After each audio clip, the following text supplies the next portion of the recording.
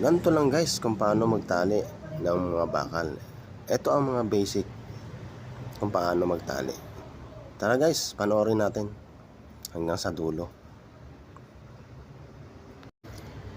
At yan nga guys, at sinubukan ko yung pagtatali.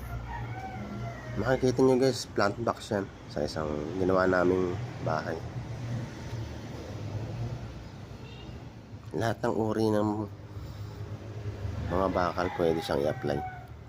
Kasi ito yung pinakamatibay at basic na pamamaraan. Kung titingnan nyo guys, simpleng-simple pero talagang matibay talaga yan.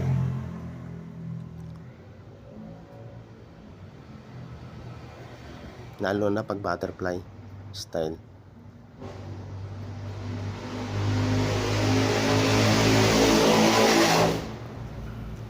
Yan naman guys, slab.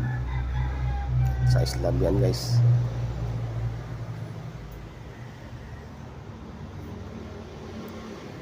Double matting. Ito naman guys yung sa beam. Biga yan guys, na simpleng biga. Pinaka roof beam. At ito naman guys, at pwede naman to sa hose.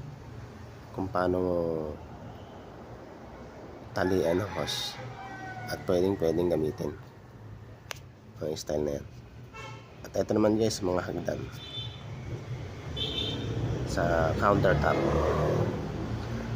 Hanggang dito na lang guys. Sana nakatulong ang aking video. Maraming salamat.